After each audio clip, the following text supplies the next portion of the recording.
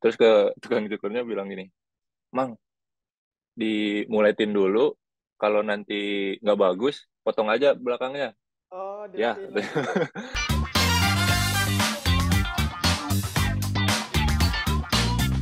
Halo, selamat datang di podcast terbaru dari Moji, si jago volley. Di mana kita akan membahas bagaimana perkembangan volley dan hasil-hasil volley baik di Indonesia ataupun volley internasional. Bersama saya Rama Sugianto dan saya bersama dengan Reza Pradita. Ja, apa kabar Ja?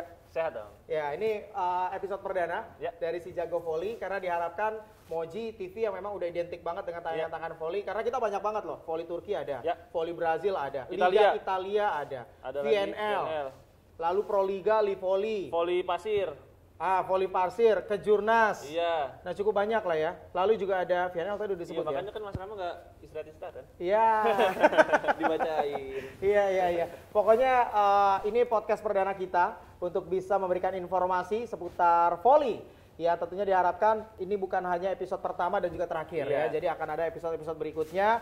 Jadi jangan lupa untuk like, komen, dan juga subscribe ya untuk podcast ini supaya kita melihat bagaimana antusiasme dari Volleymania terhadap podcast kali ini. Kita juga akan mendatangkan pemain-pemain ya, kita juga akan mengundang walaupun via yang Zoom. Masih fresh nih, baru dapat medali emas. Masih fresh, betul.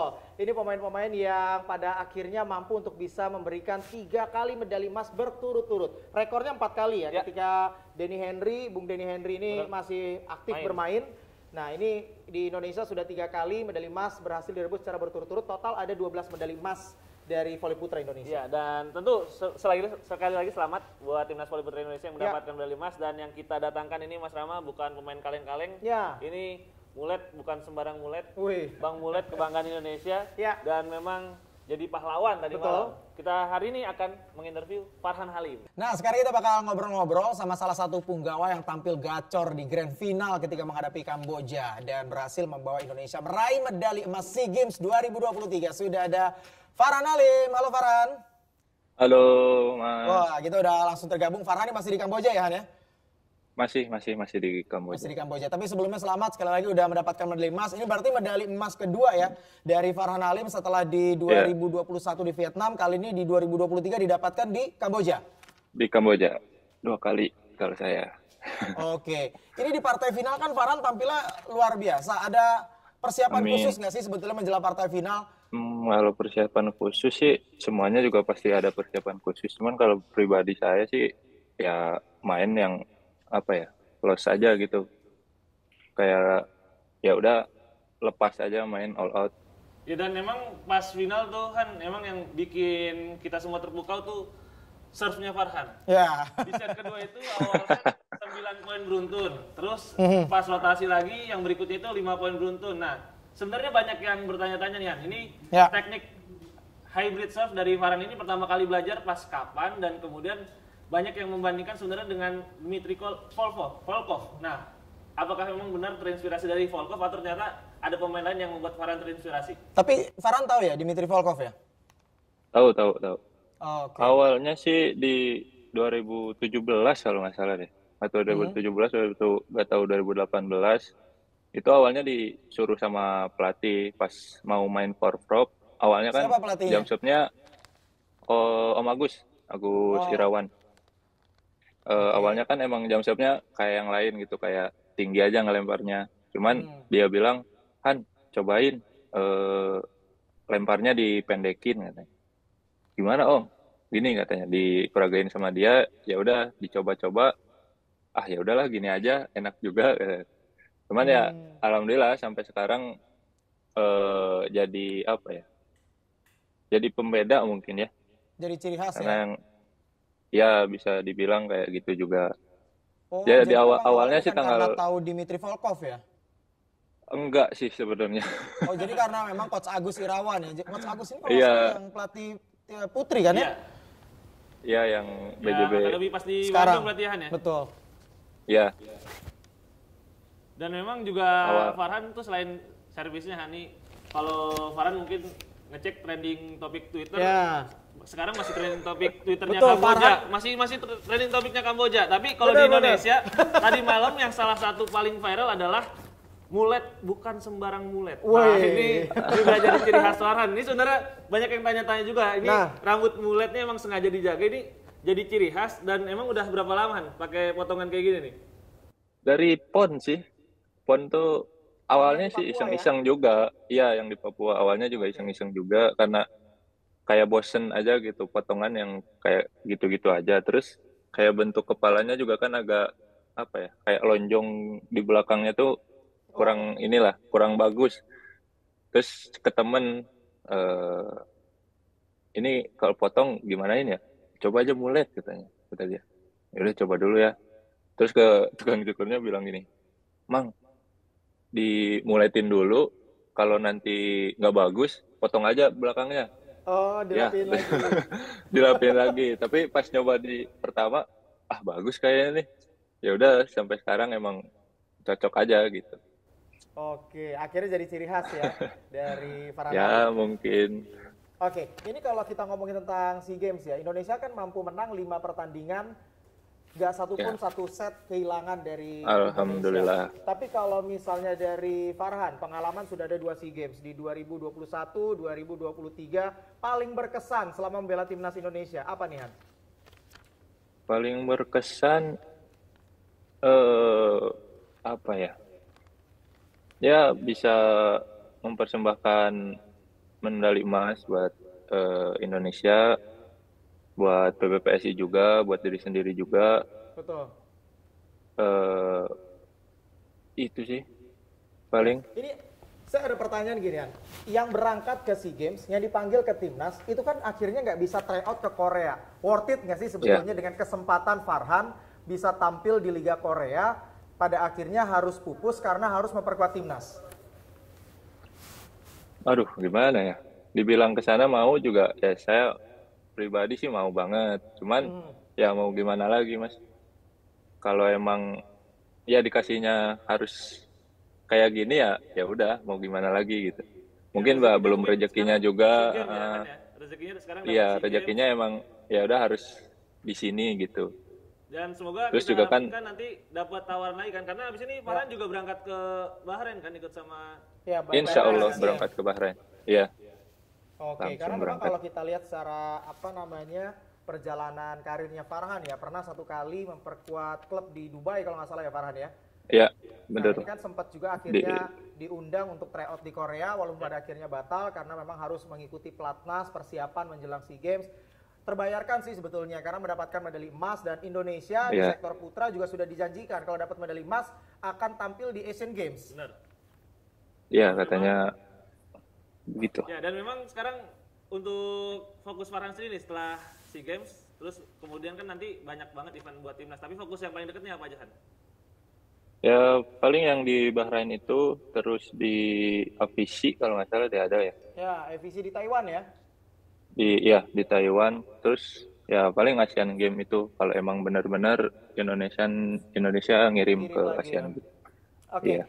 Ini kalau ada lagi nih pertanyaan, Indonesia kan udah jadi raja ya kalau bisa dibilang di Asia Tenggara, bahkan kayak tim-tim lawan juga kalau udah lawan Indonesia kayaknya kesana udah segan. Kalau Farhan dari pemain sendiri, harapannya sebetulnya mungkin harapan untuk Indonesia tampil bukan hanya sekedar di Asia Tenggara, atau seperti apa nih Farhan? Ya itu sih harapannya bisa lebih banyak ngikutin event-event internasional sih. Harapannya itu. Jadi bukan hanya Asia Tenggara ya?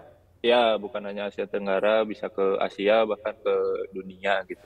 Pengennya sih. Amin, kita doain semoga amin. Bisa didengarkan dan akhirnya dikabulkan. Jadi amin. Karena sekali lagi voli putra kita potensinya luar biasa loh. Saya sempat ngobrol sama Mas Lodri.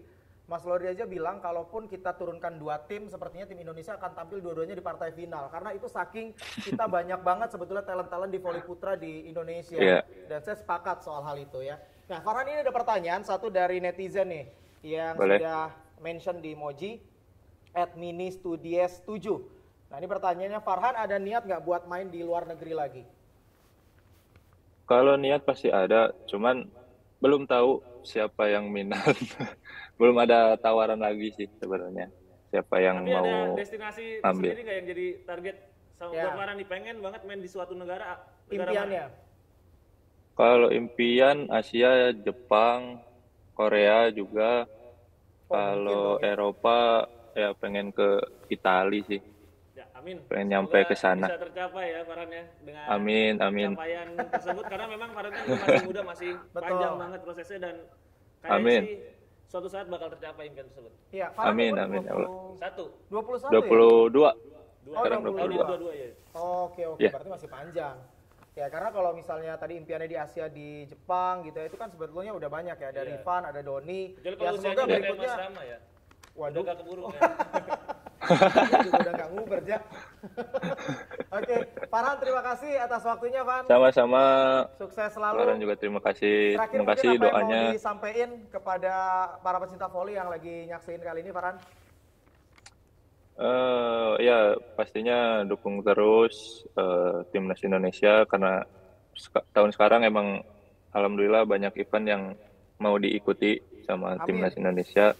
Betul. Dan ya minta doa dukungannya, itu aja sih.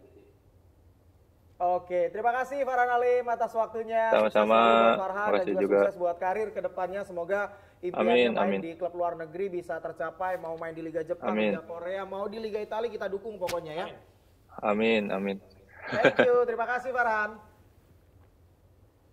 Nah, tadi kita udah ngobrol tuh dengan Farhan Halim, salah satu punggawa timnas yang tampil luar biasa di partai final, bahkan sempat menjadi trending dengan penampilan yang luar biasa menghadapi tuan rumah Kamboja ya. Karena wah gila sih itu ace-nya ya. Ya itu ada yang bilang kayak meteor ya, karena memang yang bisa menghentikan servis Farhan semalam adalah servis errornya sendiri. Betul. Jadi memang itu yang bikin Farhan benar-benar gak terhentikan di laga final, dan memang sekali lagi batasan Farhan ini adalah dirinya sendiri, potensinya sangat luar biasa. Jadi dengan impian yang diharapkan tadi oleh Farhan, kayaknya sih mungkin dalam waktu dekat bahkan bisa terwujud ya. Ya, kita harapkan tentunya ya Farhan bisa tampil di luar negeri, mau di Liga Jepang, Liga Korea. Karena sekali lagi kalau voli putra, wah ini luar biasa. Kita levelnya udah bukan lagi Asia Tenggara. Ya, bahkan voli putri pun tahun ini sudah pasti ada Medioku sama Mega ya, yang main di Korea. Sudah di Korea, betul. Iya. Beruntungnya kalau bedanya ya sama putri dan juga putra. Kalau putri itu kan nggak perlu akhirnya tryout langsung ke Korea. Jadi cukup online. Ngirimin berkas dan betul, juga potongan-potongan video. Betul. Nah beda dengan putra. Kalau putra itu memang harus datang langsung tryout, diuji langsung, dilihat langsung. Dan hanya ada 2 pemain Indonesia di putra. Ada Dimas Saputra, ada Rendy Tamamilang. Pada akhirnya dua-duanya gagal. Sebetulnya yang dipanggil tuh cukup banyak loh. Rifan dipanggil, lalu juga Fahri Septian, Farhan Halim. Agil bahkan juga dipanggil. Cuman ya sekali lagi komitmen dari para pemain timnas ini luar biasa. Dan patut kita apresiasi tentunya. Pada akhirnya mereka memilih untuk tidak melakukan tryout ke Korea. Dan tetap fokus di timnas. Dan hasilnya terbayar. Iya. Hasilnya terbayar, mendapatkan medali emas, dan memang para pemain yang tadi tidak berangkat ke Korea tersebut salah satunya juga adalah Fahri. Ya. Ini pemain yang menjalani debutnya di timnas ya. Di timnas di SEA Games dan langsung jadi salah satu pemain kunci dari Jiangji. Betul, jadi pemain kunci walaupun di awalnya sebetulnya di pertandingan pertama bukan pilihan utama ya, karena dari 3 pilihan hitter utama itu pertama adalah Rifan, lalu juga ada Doni dan juga Farhan Halim, betul. Dan melihat mungkin performa dari 3 hitter ini yang mungkin kurang maksimal di awal-awal pertandingan, akhirnya Fahri sempat dimasukkan di set kedua, akhirnya malah jadi netep. Walaupun kalau kita lihat ya secara poin Fahri ini nggak menonjol. Ya, akhirnya Fahri tarik lagi jadi pemain cadangan di final, tapi baru 1 poin, Doni sayangnya cedera dan Fahri masuk lagi, dan di final pun jadi salah satu pemain kunci. Betul. Saya pikir yang jadi salah satu kelebihan dari Fahri Septian ini defense-nya sebetulnya. Jadi bukan hanya sekedar poinnya yang bisa dihasilkan, tapi juga defense-nya, bagaimana dia receive, bagaimana ketika di rotasi belakang dia membantu pertahanan, ini yang paling penting sebetulnya untuk Indonesia. Ini juga yang masih kita penasaran dan coba akan nanti kita tanyakan langsung ke Fahri Septian. Udah mau gabung lagi sama Fahri? Siap, nah kita akan langsung gabung. Kita sudah akan langsung terhubung lagi dengan Fahri Septian. Ini juga salah satu punggawa timnas. Debut dia di timnas adalah di SEA Games Kamboja. Dan debutnya langsung berbuah medali emas untuk timnas Indonesia. Kita langsung bergabung, Fahri.